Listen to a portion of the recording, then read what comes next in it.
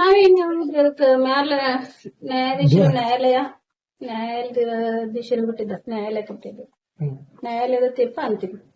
ಅಲ್ಲ ಮೇಡಮ್, ತಾವು ಕೂಡ ನಿರಂತರವಾಗಿ ಹೋರಾಟ ಮಾಡಿದ್ರಿ. ಆ ಹೋರಾಟಕ್ಕೆ ಒಂದು ಫಲ ಸಿಕ್ಕಿತ್ತಂದ್ರೆ ಅವ್ರಿಗೊಂದು ಇದು ಒಂದು ಶಿಕ್ಷೆ ಆಗಿತ್ತು ಮೇಡಮ್. ಈಗ ಅವ್ರಿಗೆ ಜಾಮೀನು ಸಿಕ್ಕಿದೆ, ಏನ್ ಹೇಳ್ತೀರಿ ಮೇಡಮ್ ಅಂತ? ನಾವ್ ಅದಕ್ಕೆ ಅದ ನ್ಯಾಯಾಧೀಶರಿಗೆ ನ್ಯಾಯಾಲಯ ಕೊಟ್ಟಿದ್ದ, ಅದ್ರ ಬಗ್ಗೆ ನಾ ಏನ್ ಮಾತಾಡಕ್ ಹೋಗುದು. ನಾವೊಂದ್ ಏನೋ ಮಾತಾಡುದು, ನೀವು ಟಿವಿ ಅವ್ರ ಒಂದ್ ಏನಾರ ಇದನ್ನ ಹಾಕುದು, ಅದೇನ್ ಮ್ಯಾಲ ನ್ಯಾಯಾಧೀಶರ ನ್ಯಾಯಾಲಯ ಅಲ್ಲಿ ಅದೇನ್ ತೀರ್ಪು ತೋರ್ತೈತಿ ಅದ ಅಂತಿರ್ತೀವಿ. ಅಲ್ಲ ಮೇಡಮ್, ಈಗ ಹೈಕೋರ್ಟ್ ಅವ್ರಿಗೆ ಜಾಮೀನು ಕೊಡ್ತಿದ್ದೆ ಅನ್ನೋ ಭರವಸೆ ತಮ್ಗೆ ಏನಾದ್ರು ಇತ್ತ ಈಗಂತ? ಭರವಸೆ ಇತ್ತು ಅನ್ನಕದ ಕೋರ್ಟ್ ಅಲ್ಲೇನ್ ತೀರ್ಪು ನಡ್ತೈತಿ ಅದಲ್ಲ, ಅಲ್ಲಿದೆ ನಮ್ಗೇನ್ ಗೊತ್ತಾಕೈತಿ?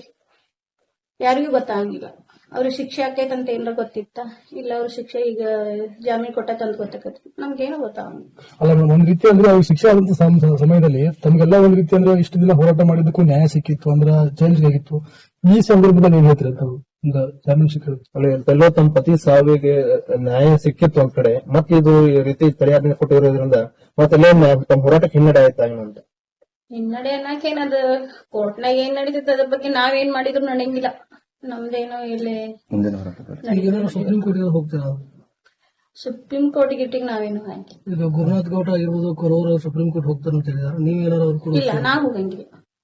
ನಾವು ಯಾಕಂದ್ರೆ ನಂದು ಮಕ್ಕಳ ಎಜುಕೇಶನ್ ಆಮೇಲೆ ಕ್ಷೇತ್ರ ಜನ ಬೇಕು ನಂಗ. ನಾನು ಯಾರನ್ನು ವಿರೋಧ ಕಟ್ಕೊಂಡು ಯಾರಿಗೇನು ಅನ್ಯಾಯ ಮಾಡ್ಕೊತ ಹೋಗಂಗಿಲ್ಲ. ನಂಗೆ ಎಷ್ಟು ಅನ್ಯಾಯ ಆಗೈತೆ ಅಂದ್ರೆ ನಾ ಎಲ್ಲಾರ್ಗು ಒಳ್ಳೇದ ಬಯಸ್ತೇನೆ. ಮುಂದಿನ ಕಾನೂನು ಹೋರಾಟ ಏನಿಲ್ಲ ನನ್ನಿಂದ ಏನಿಲ್ಲ. ಒಂದ್ ವೇಳೆ ಈಗ ಜನಜಾಗೃತಿ ಸಂಘದ ಅಧ್ಯಕ್ಷರು ಹೋಗ್ತಾ ಅಂತ ಹೇಳಲ್ಲ, ಅವರು ತಮ್ಮ ಸಪೋರ್ಟ್ ಏನಾದ್ರು ಕೇಳಿದ್ರೆ ಅವ್ರಿಗೆ ಬೆಂಬಲ ಕೊಡ್ತಾರ ಏನಂತ ಕಾನೂನು ಹೋರಾಟ? ಅದ ಅವ್ರು ಬರ್ಲಿ, ಆಮೇಲೆ ಒಂದ್ ವಿಚಾರ. ಬಂದ್ ಸದ್ಯಕ್ಕಂತೂ ಈ ಸದ್ಯಕ್ಕಂತೂ ನನ್ನಿಂದ ಏನೇ